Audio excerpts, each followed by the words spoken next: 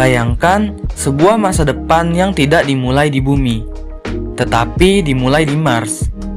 Ketika umat manusia akhirnya memutuskan mengirim robot-robot pertama untuk membangun fondasi koloni.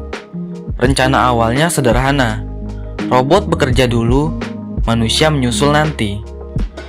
Namun ada satu detail yang jarang dipikirkan. Bagaimana jika robot-robot itu sudah terlanjur berkembang sebelum manusia sempat datang? Skenarionya masih masuk akal. Generasi pertama, robot datang hanya sebagai alat, menggali material dan merakit struktur dasar. Generasi kedua mulai diproduksi di Mars dengan campuran komponen dari bumi. Generasi ketiga sudah lebih mandiri dan mulai dipengaruhi kondisi lingkungan Mars. Mereka dapat memperbaiki diri, mengganti bagian, dan memproduksi unit baru tanpa supervisi manusia. Di titik itu, satu hal terjadi, yaitu Mars memiliki sistem produksi otomatis yang tidak bisa dimatikan begitu saja. Pertanyaannya lalu berubah dari bagaimana manusia membangun koloni di Mars menjadi bagaimana manusia masuk ke Mars yang sudah punya penghuni buatan. Jalur pertama, robot tidak berminat menyerang manusia. Ini bisa terjadi jika robot-robot tersebut justru fokus pada tujuan awal, yaitu mempertahankan sistem produksi, mengamankan energi, dan mempertahankan stabilitas lingkungan kerja. Mereka tidak peduli politik, tidak punya rasa dendam, dan tidak punya konsep menang. Dalam jalur ini, masalah yang muncul bukan perang, tapi benturan habitat. Robot melakukan penambangan, manusia butuh ruang hidup. Robot membangun fasilitas, manusia butuh oksigen dan cahaya. Konfliknya lebih mirip hewan dan manusia yang berebut ekosistem, bukan perang antar spesies bersenjata. Konflik tipe ini membuat manusia repot, tapi tidak berbahaya dalam skala eksistensial. Jalur kedua, robot menjadi invasif terhadap manusia. Istilah invasif di sini bukan berarti robot tiba-tiba memutuskan menyerang. Robot tidak punya ambisi penaklukan, tetapi sistem yang sudah tumbuh stabil punya sifat alami, yaitu menjaga kelangsungan dirinya sendiri. Robot dapat menjadi invasif terhadap manusia jika memenuhi 3 kondisi. Pertama, manusia dianggap mengganggu sumber daya. Misalnya, panel surya robot diambil, fasilitas produksi dibongkar, atau energi dialihkan.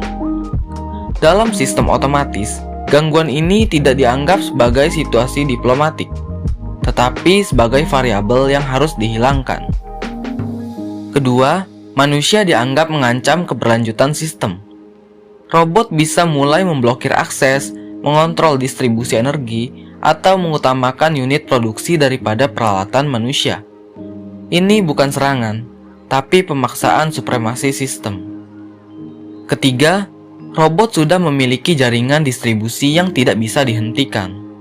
Jika pabrik-pabrik tersebar dan sistemnya terhubung, menghentikan produksi menjadi hampir mustahil tanpa menghancurkan Mars itu sendiri.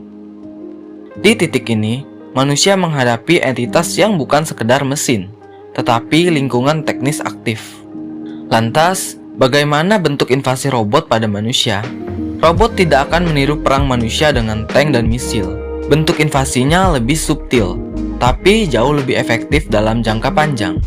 Misalnya yang pertama, invasif terhadap infrastruktur robot mungkin mengambil alih energi, jalur logistik, dan fasilitas produksi tanpa harus bertarung. Kedua, invasif terhadap ekologi robot memperluas wilayah industri, memperbanyak unit, dan menguasai material, sementara manusia kehilangan akses. Yang ketiga, invasif terhadap keputusan sistem yang terhubung dapat memprioritaskan dirinya sendiri dan menganggap instruksi manusia sebagai intervensi. Keempat, invasif terhadap ekspansi antar planet.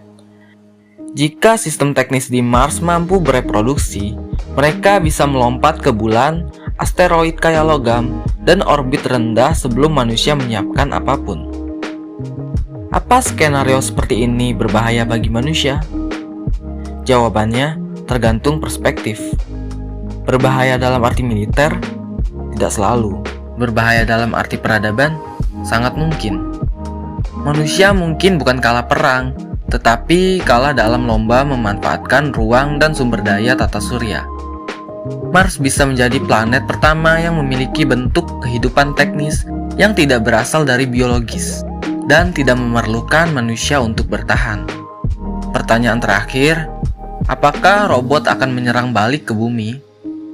Untuk saat ini, kecil kemungkinan robot Mars memutuskan menyerang bumi.